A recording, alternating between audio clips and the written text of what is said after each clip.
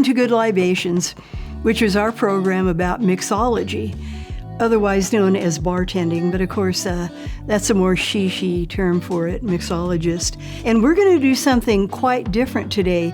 We have done mint juleps on this program before, but we are going to do a category of juleps alone. And many are unaware that juleps doesn't always involve mint.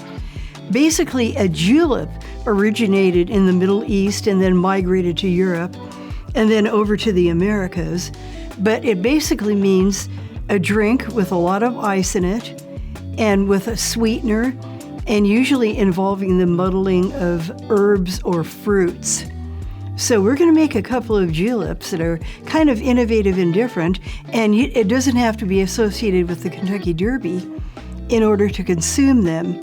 And a couple of words about juleps in general is mint juleps themselves actually originated not in Kentucky, but in Virginia. And at that time, the bourbon that they had there was not aged, so it was clear looking. So the juleps that they produced were clear rather than having the look of aged bourbon, which is kind of different. And juleps actually were pioneered by an African-American gentleman who, Mr. Crouch was his name.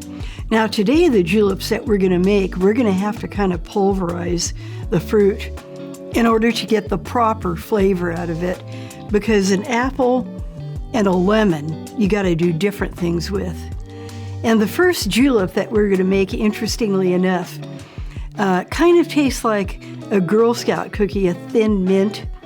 So in fact, I call it a thin mint julep. And what we're going to do first of all is add ice to a shaker. And then we're going to proceed on with the cocktail here. And again, this is a thin mint julep that does not involve mint per se, but the flavor, it'll have mint in it. Yep, a thin mint julep. So we're going to go ahead and add the bourbon first.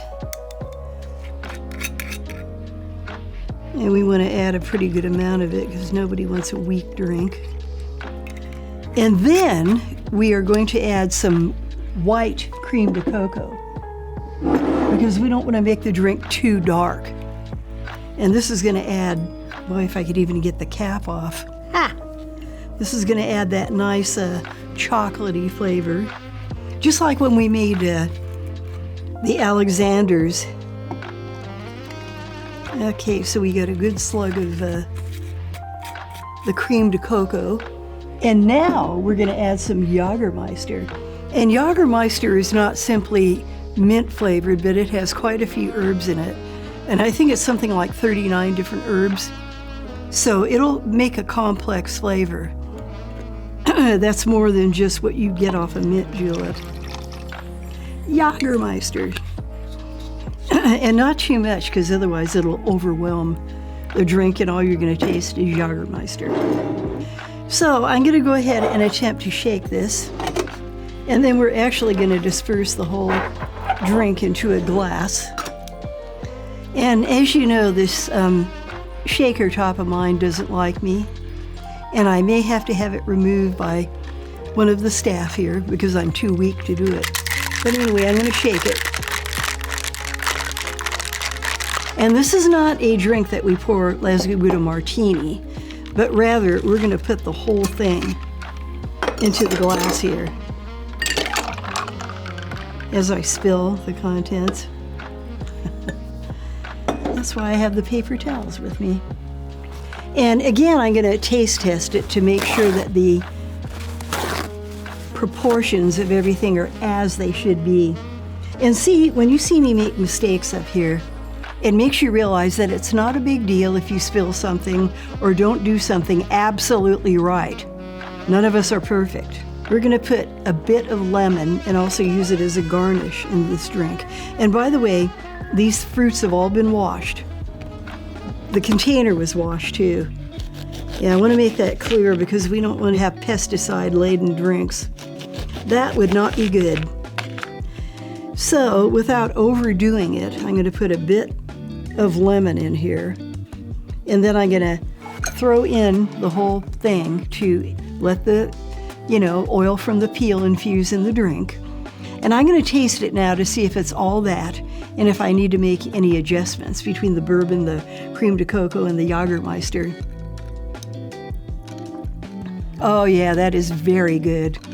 It tastes like a chocolate mint with a bourbon base. And that's exactly the effect that we would like out of this. So again, this drink involves bourbon, and you don't want to use real cheap rot gut, but you don't have to get top-level expensive bourbon either.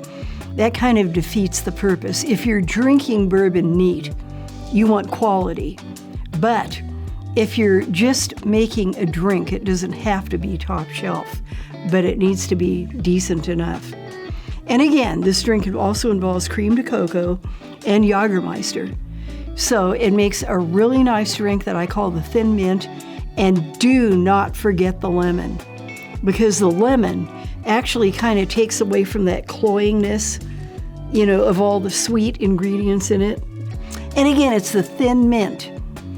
And if you choose to use regular mint in it, which you can, make sure that you bruise it and not muddle it to death, because then you're pulverizing it and you're going to have a bitter tasting drink, and you don't want that. It'll ruin the whole concept. So again, my name is Ethel Andrews. I'm a mixologist. Our program is Good Libations.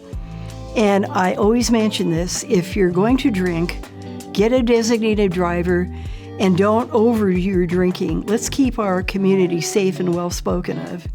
We don't want people to look upon us as being people who just have a voracious appetite for alcohol, but no taste and no sophistication. That would not be good. So thank you for tuning in once again. I'm Ethel Andrews. Goodbye.